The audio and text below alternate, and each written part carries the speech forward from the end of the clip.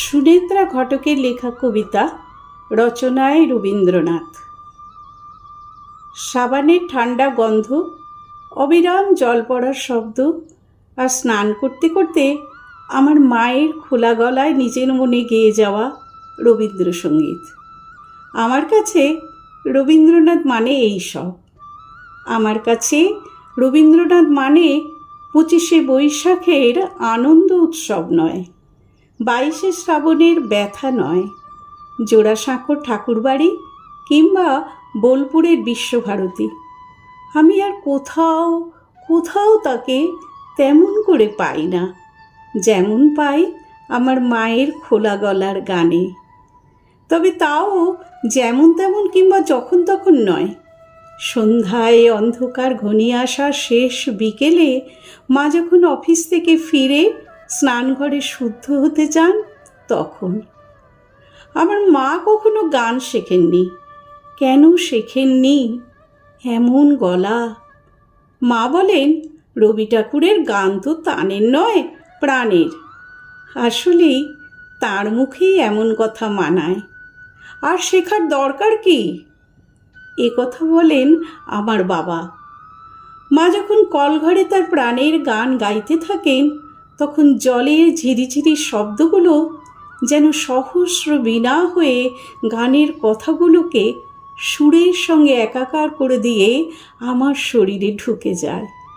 আমি বুঝতে পারি এখন আর আমার রক্ষে নেই।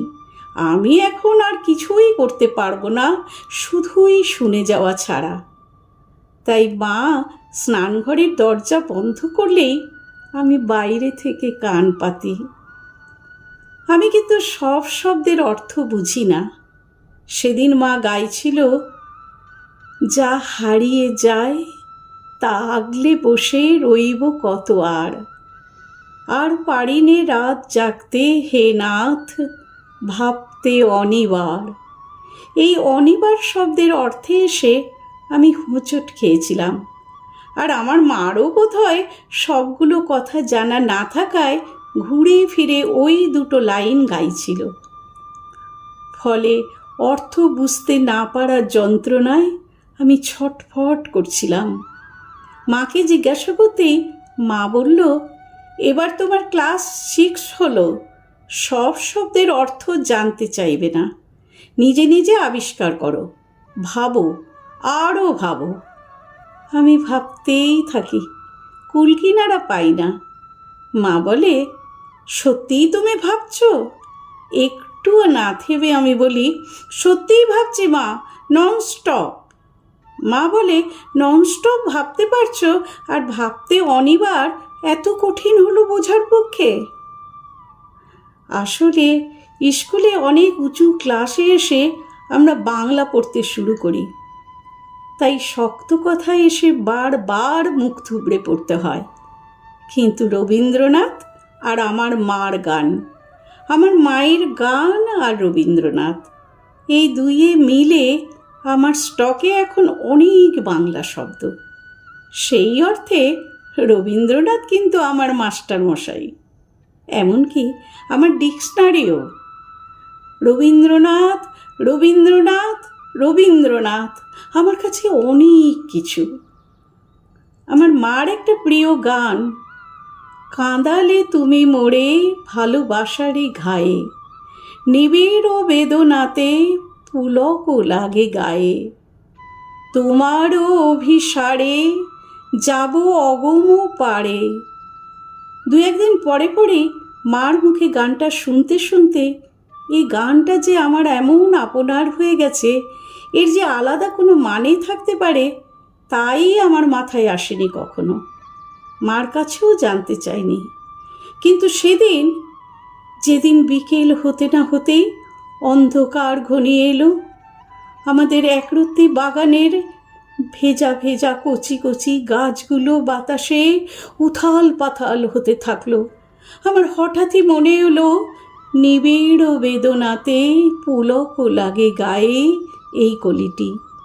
হঠাৎ মনে হলো, প্রচণ্ড ঝোড়ো বাতাসে এই গাছগুলি তো এখনই ছিঁড়ে ছুটে যাবে, তবু যেন তারা দারুণ আনন্দে আছে। সেই প্রথম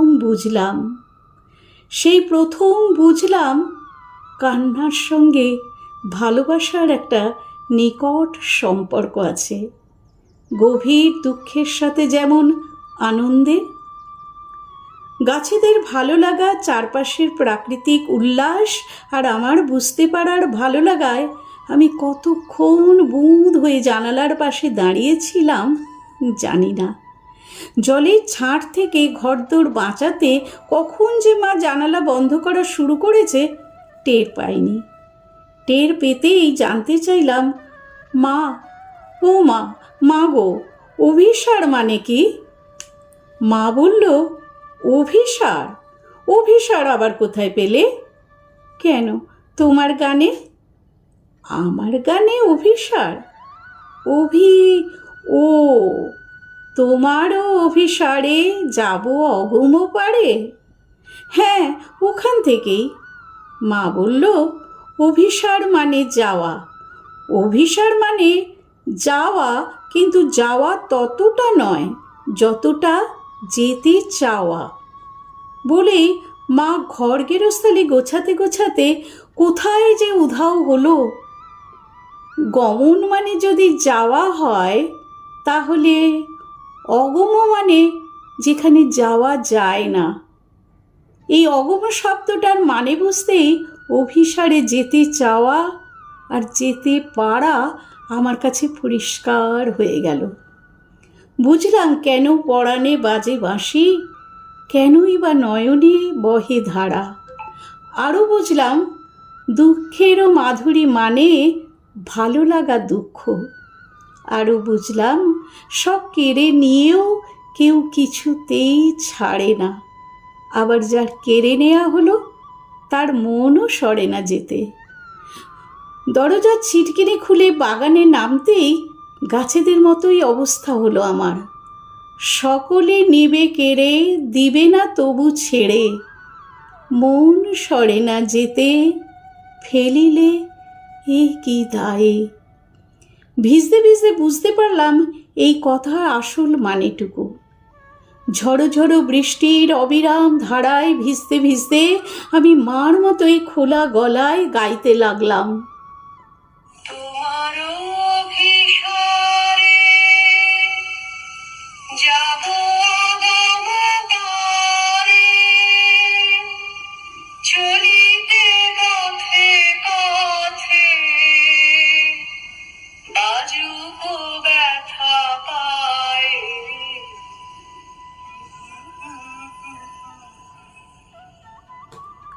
জানালায় চোখ পড়তেই দেখি আমার মতো করেই মা আমার গান শুনছে।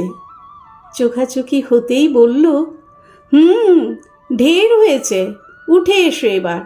সপসপে ভেজা জামায় ঘরে ঢুকেই দেখি বাবা ফিরে এসেছেন কখন। বললেন, বৃষ্টিতে ভিজতে ভিজতে বর্ষার গান এলো না মনে? বাবাকে কি করে বোঝাই অভিসার শব্দের মানেটুকু এখন আমি জানি। আজই জেনেছি ভালোবাসার আঘাতে কেমন করে কাঁদা যায়। এইসব নিয়েই